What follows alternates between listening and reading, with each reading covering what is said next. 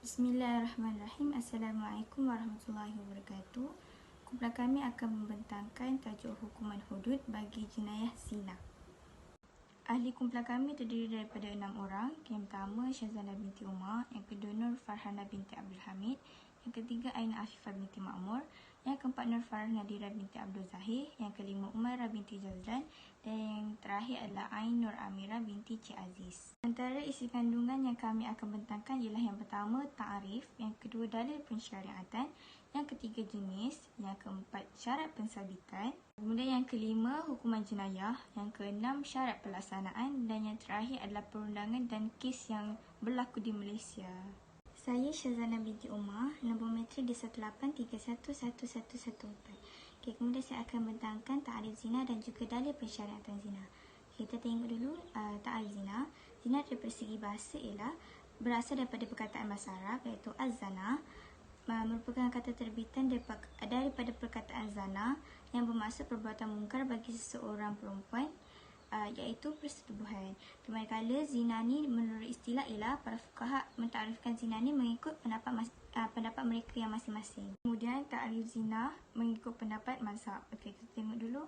Yang pertama mazhab Syafi'i. Apa maksud zina mengikut pendapat mazhab Syafi'i? Ialah persetubuhan yang dilakukan oleh seorang lelaki Islam dan hidup dalam negara Islam dengan seorang wanita yang dianggap haram disetubuhinya tanpa akad. Okay, maksudnya tanpa mereka akad nikah, mereka melakukan persetubuhan.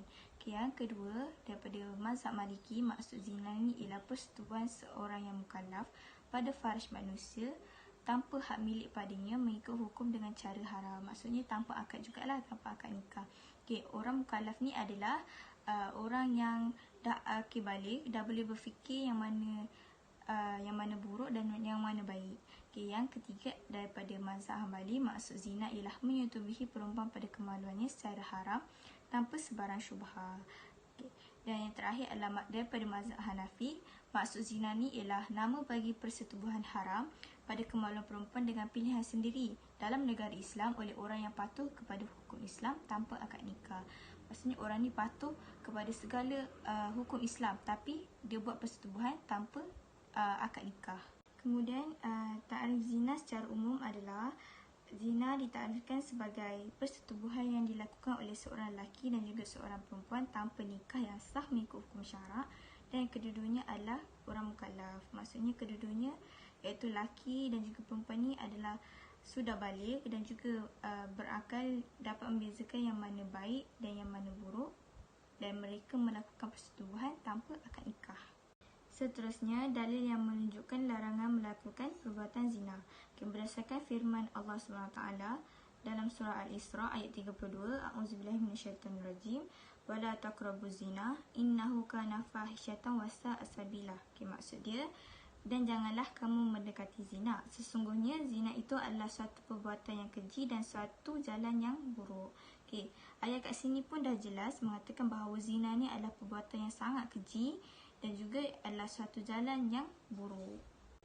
Kemudian dalil yang menunjukkan pensyariatan kepada hukuman zina berdasarkan hadis Rasulullah SAW yang sahih daripada Ubadah bin As-Samit radhiyallahu anhu, katanya Rasulullah SAW bersabda, maksudnya terimalah daripada saya, Allah telah menetapkan hukuman bagi perempuan-perempuan ini, dara dan teruna akan disebat 100 kali dan dibuang negeri selama setahun.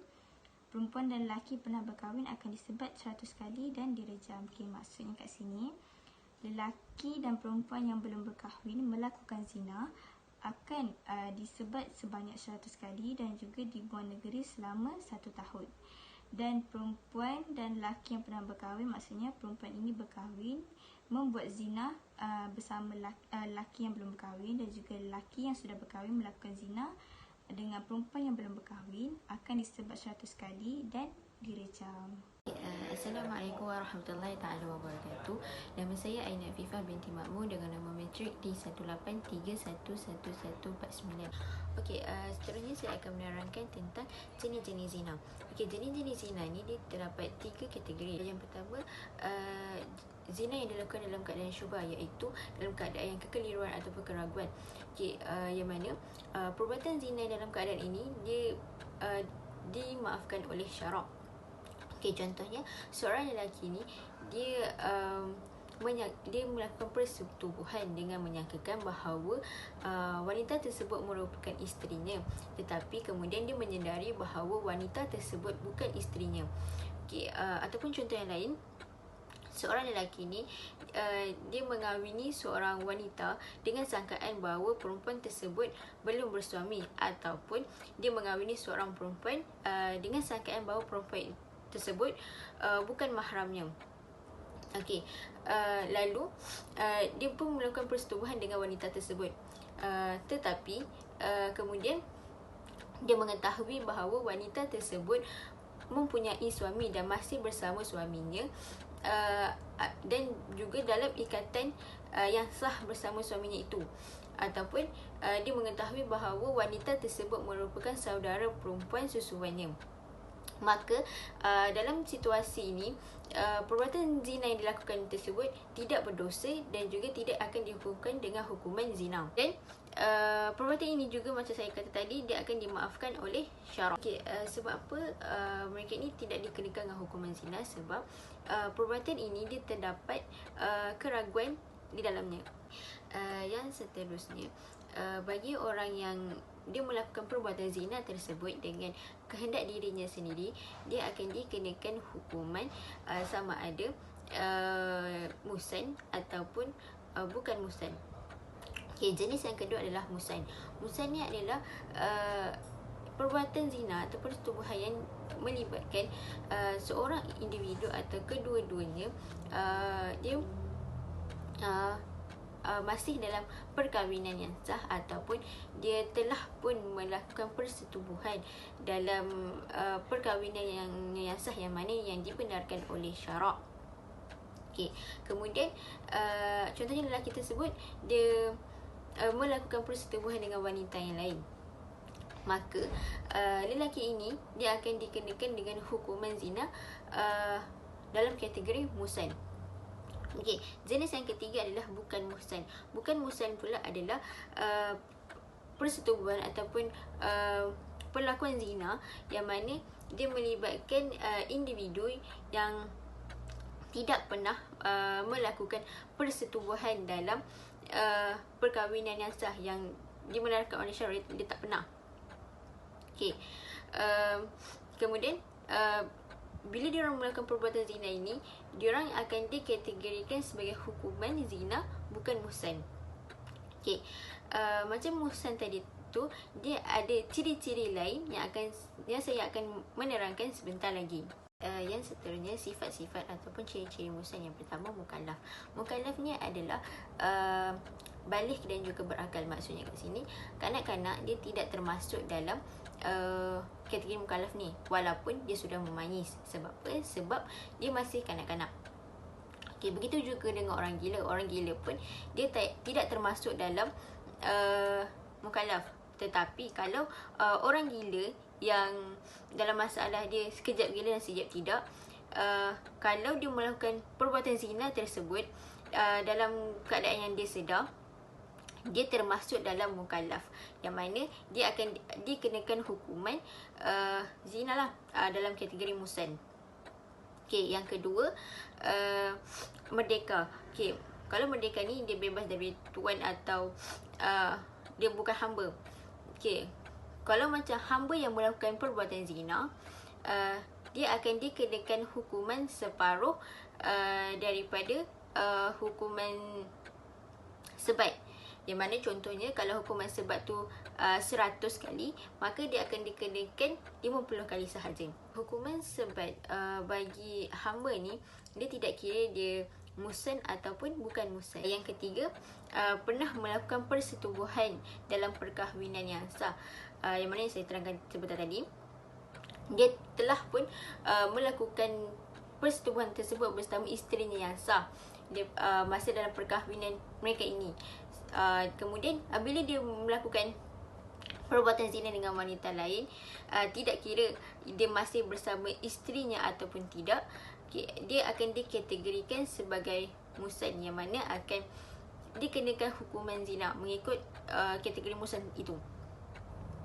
Okey, kemudian bila seseorang itu dia terdapat tiga-tiga ciri ini, tiga-tiga sifat ini, dia akan dikenakan dengan hukuman zina muhsan. Tiga ciri muhsan ni dia termasuklah lelaki dan juga perempuan. Tetapi kalau seseorang tu dia tak ada tiga-tiga ciri ni, maka dia akan dikenakan hukuman di atas hukuman bukan muhsan, yang mana dia belum pernah melakukan persetubuhan yang dibenarkan oleh syarak, yang mana dalam dia tidak pernah melakukan persetubuhan dalam perkahwinan yang sah yang bersama isteri, dia tidak pernah. Okey, maksudnya kat situ dia akan dikategorikan sebagai hukum zina bukan muhsan. Sikit itu saja daripada saya. Sekian, terima kasih. Assalamualaikum warahmatullahi wabarakatuh. Nama saya Umairah binti Jazlan di 1831151. Saya akan sambung bab syarat pensabitan zina. So, sabit yang pertama mestilah melalui cara ikrar. Kesalahan zina boleh disabitkan melalui cara ikrar atau pengakuan penzina itu sendiri. Contohnya dalam kes Ma'iz bin Malik dan kes pengakuan zina Al-Ghamadiyah pada zaman Rasulullah dan kes pengakuan zina anak kedua Sayyidina Umar bernama Ubaidiyah ketika menjadi khalifah. So mesti kena pengakuan penzina itu sendiri. Kalau dia tak mengaku, tak jadi. So sabit melalui 4 orang saksi. Ini yang kedua. Zina juga boleh disabitkan melalui kesaksian 4 orang saksi lelaki Muslim serta mukallaf dan adil. Saksi juga 4 orang saksi itu juga mestilah menyaksikan kejadian zina itu, iaitu kemaluan lelaki masuk ke dalam kemaluan perempuan secara jelas serta mereka perlu memberikan kesaksian secara terang dan jelas. Maksudnya tak perlu pun secara berkiasat ataupun sindiran. Itu je. Terima kasih. Bismillahirrahmanirrahim. Assalamualaikum warahmatullahi wabarakatuh. Nama saya Norfarah Nadirah binti Abdul Zahid. Seterusnya saya akan menerangkan untuk hukuman jenayah zina. Undang-undang jenayah Islam ni dia mengenakan hukuman yang berbeza untuk pesalah zina kerana dia mengikut kepada status penzina. Contohnya seperti penzina yang dia sudah berkahwin dan juga menikmati persetubuhan, itu dipanggil penzina muhsan. Manakala yang belum berkahwin ataupun dia sudah berkahwin tetapi tidak menikmati persetubuhan dalam perkahwinannya, maka kita panggil dia sebagai penzina bukan muhsan. Jadi untuk penzina bukan muhsan, hukuman dia adalah sebatan sebanyak 100 kali. Manakala untuk penzina yang muhsan, hukumannya ialah rejam dengan batu sehingga mati. Untuk penzina muhsan, hukuman dia akan dilakukan secara terbuka dan juga akan disaksikan oleh orang-orang Islam. Jika seorang wanita yang mengandung ataupun orang sakit, hukuman dia akan ditangguhkan sehingga orang sakit tu sembuh dan juga wanita itu tempoh penyusuan dia tamat. Pesalah juga dikenakan memakai pakaian menutup aurat dan juga pesalah yang dia sabit kerana ikrar, dia boleh menarik balik ikrar itu ketika hukuman berjalan. Okay, untuk penzina yang bukan muhsan, hukuman untuk wanita yang mengandung dan juga orang sakit akan ditangguhkan sama juga seperti penzina yang muhsan tadi. Manakala rotan yang digunakan tidak terlalu besar dan tidak terlalu kecil, iaitu lebih kurang 1 meter panjang dan 1 cm garis pusat. Sebatan dibuat pada rata-rata tubuh kecuali muka, kepala, dada dan kemaluan. Sebatan mesti dilakukan secara sederhana.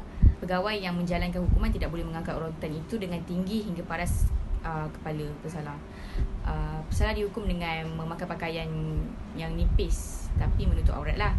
Dan juga semasa sebatan tu dilakukan, pesalah didapati tidak boleh menerima sebatan, tidak mampu, maka atas pengesahan doktor, sebatan tu perlu ditangguhkan sehingga pesalah itu sembuh. Untuk hukuman yang sabit dengan ikrar ataupun pengakuan, pesalah boleh menarik balik ikrarnya ketika hukuman sedang dijalankan. Seterusnya adalah syarat-syarat pelaksanaan hukuman zina. Okey. Pelaksanaan hukuman zina bagi golongan muhsan dan bukan muhsan ni dia ada 4, iaitu yang pertama adalah mukallaf, iaitu penzina ni mestilah baligh dan berakal. Okey, bagi kanak-kanak dan orang yang tidak berakal, iaitu seperti orang gila, dia tidak akan dihukum. Okey, bagi orang yang mabuk pula, mabuk dengan sengaja, dia akan dikira sebagai hukuman mukallaf ataupun dia akan tertakluk kepada hukuman zina bagi dia mabuk dengan sengaja. Tapi bagi dia yang mabuk dengan tidak sengaja, contohnya macam dia mengira bahawa air itu adalah air sasi ataupun air sirap, dia minum, so dia mabuk dan dia melakukan zina, maka dia tidak akan dipertanggungjawabkan dan dia tidak akan dihukum.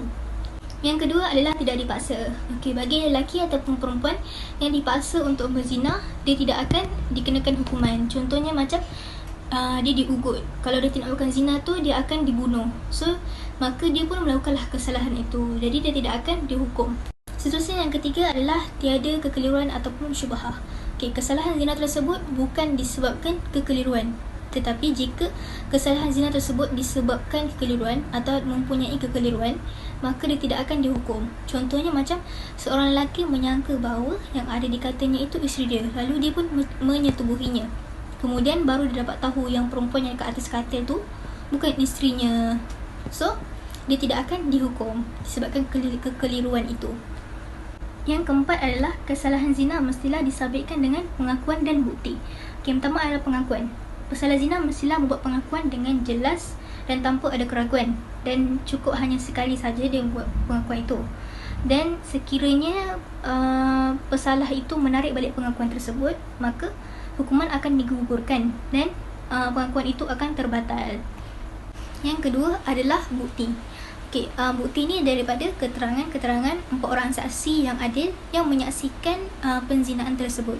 Okey, keterangan saksi ni mestilah dinyatakan dengan jelas tanpa membawa maksud yang lain. Okey, dan saksi-saksi ini perlulah menyatakan dengan jelas tempat di mana penzinaan itu berlaku dan mereka perlulah sependapat. Tapi jika saksi-saksi ini tidak menyatakan tempat di mana dia berlaku dan mereka tidak sependapat, maka keterangan ini akan ditolak dan mereka boleh dihukum tuduh zina. Saksi ini dia ada syarat-syarat dia, iaitu yang pertama adalah Islam dan baligh. Yang kedua adalah saksi ini mestilah lelaki, dia tidak boleh perempuan. Bismillahirrahmanirrahim. Assalamualaikum warahmatullahi wabarakatuh. Nama saya Nur Farhana binti Abdul Hamid, nombor metrik di 183111113. Okey, hari ini saya ingin menyambung pembentangan dengan pelaksanaan hukuman zina ataupun hukuman hudud. Okey, pelaksanaan hukuman hudud ni hanya boleh dilaksanakan oleh pemerintah sahaja ataupun wakil yang telah dilantik oleh pemerintah. Ia tidak boleh dilaksanakan oleh orang lain selain daripada tu ataupun orang awam. Ia hanya boleh dilaksanakan oleh pemerintah ataupun wakil yang telah dilantik oleh pemerintah sahaja. Tetapi bagi hamba lelaki dan perempuan, ini bagi zaman dulu, zaman Rasulullah SAW, bagi hamba lelaki dan perempuan, hukuman hudud ni boleh dilaksanakan oleh tuan kepada hamba tersebut. Seterusnya adalah pelaksanaan hudud terhadap pesalah yang lemah. Okey, pesalah yang lemah ni seperti mereka yang dalam keadaan sakit ataupun tidak bermaya, ataupun pada ketika itu cuaca terlampau panas ataupun cuaca terlampau sejuk yang boleh menyebabkan mereka dalam kesakitan, yang lebih kesakitan ketika dihukum. Okey, yang pertama adalah penzina yang telah disabit hukuman rejam. Okey, bagi penzina yang telah disabit hukuman rejam, hukuman dia tidak akan ditangguhkan walaupun pesalah tu dalam keadaan yang sakit, kerana pesalah tu tetap akan dikenakan hukuman mati. Oleh itu tiada beza sama ada pesalah tu sihat ataupun sakit. Yang kedua adalah pesalah yang dikenakan hukuman sebat. Okey, bagi pesalah yang dikenakan hukuman sebat, hukuman akan ditangguhkan sehingga pesalah itu kembali sihat ataupun cuaca telah berubah. Tapi jika pemerintah dia tetap juga nak melaksanakan hukuman pada ketika itu, maka dia boleh dilaksanakan. Dan sekiranya pesalah itu meninggal dunia pada ketika itu, pemerintah itu dia tidak akan didenda kerana kematian itu berlaku disebabkan hukuman yang perlu dijalankan ke atas pesalah itu. Seterusnya adalah pesalah yang tidak bermaya itu akan disebat dengan menggunakan tandan buah yang mempunyai 100 ranting. Okey, kalau tandan buah tu hanya mempunyai 50 ranting saja, maka pesalah itu akan disebat sebanyak 2 kali. Okay, semua ranting tu mestilah dikena kat tubuh pesalah tu supaya pesalah tu dia rasa sakit, sakitnya sedikit.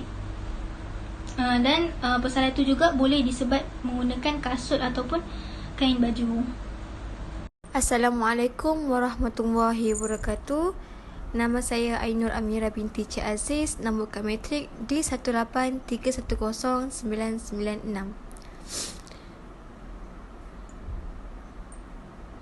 Aplikasi di Malaysia iaitu Peruntukan Undang-Undang Syariah.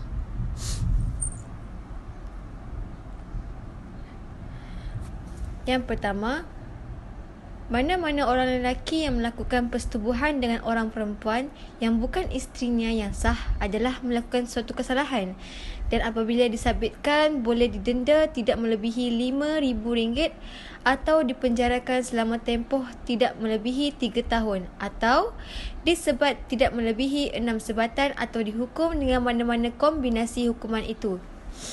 Yang kedua, mana-mana orang perempuan yang melakukan persetubuhan dengan orang lelaki yang bukan suaminya yang sah adalah melakukan suatu kesalahan, dan apabila disabitkan boleh didenda tidak melebihi RM5,000 atau dipenjarakan selama tempoh tidak melebihi 3 tahun, atau disebat tidak melebihi 6 sebatan, atau dihukum dengan mana-mana kombinasi hukuman itu. Yang ketiga, hakikat bahawa seorang perempuan hamil luar nikah akibat daripada persetubuhan yang dilakukan dengan kerelaannya dan sedang dia sedar tentang perbuatannya adalah keterangan prima facie tentang pelakuan kesalahan di bawah subsection 2 oleh orang perempuan itu. Yang terakhir, bagi maksud subsection, seseorang perempuan yang melahirkan anak yang sempurna sifatnya dalam tempoh yang kurang daripada 6 bulan kamariah dari tarikh pernikahannya hendaklah disifatkan telah hamil luar nikah. Seterusnya, peruntukan undang-undang dari segi sivil. Sesuatu kesalahan zina boleh disabitkan melalui cara ikrar atau pengakuan penzina sendiri, seperti yang berlaku dalam kes Ma'iz bin Malik dan kes pengakuan zina oleh Al-Ghamidiyah pada zaman Rasulullah, dan kes pengakuan zina anak kedua Saidina Umar bernama Ubaidillah atau Abi Syamhah ketika dia menjadi khalifah. Menurut Abdurrahman Doi, kebanyakannya hukuman hudud yang dijalankan pada zaman Rasulullah dan 4 khulafa al-Rashidin dijatuhi berasaskan kepada ikrar atau pengakuan. Selain itu, zina juga boleh disabitkan melalui kesaksian 4 orang saksi lelaki Muslim serta mukallaf dan adil. Saksi itu juga menyaksikan kejadian zina, iaitu kemaluan lelaki masuk ke dalam kemaluan perempuan secara jelas, serta mereka perlu memberikan kesaksian menggunakan perkataan yang terus terang, bukan kiasan atau sindiran. Hukuman zina adalah berbeza mengikut status penzina. Penzina yang sudah berkahwin secara sah dan telah menikmati persetubuhan dalam perkahwinan itu dikenali sebagai muhsan. Penzina yang belum berkahwin atau sudah berkahwin tetapi belum merasai nikmat persetubuhan dalam perkahwinan itu, pesalah itu dikenali sebagai ghairu muhsan ataupun maksud bukan muhsan. Hukuman mereka adalah seperti berikut. Secara kesimpulannya, pelaksanaan hudud ni banyak hikmah yang terkandung dalam pelaksanaannya kepada manusia. Contohnya seperti yang mendidik manusia supaya tidak melakukan kesalahan secara sewenang-wenangnya.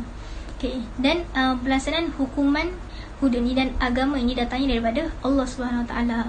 Dan jadi agama Islam ni adalah agama yang syumul, yang sesuai untuk dilaksanakan sepanjang zaman dan sepanjang masa, dan secara langsung menjelaskan bahawa kehebatan agama Islam itu sendiri.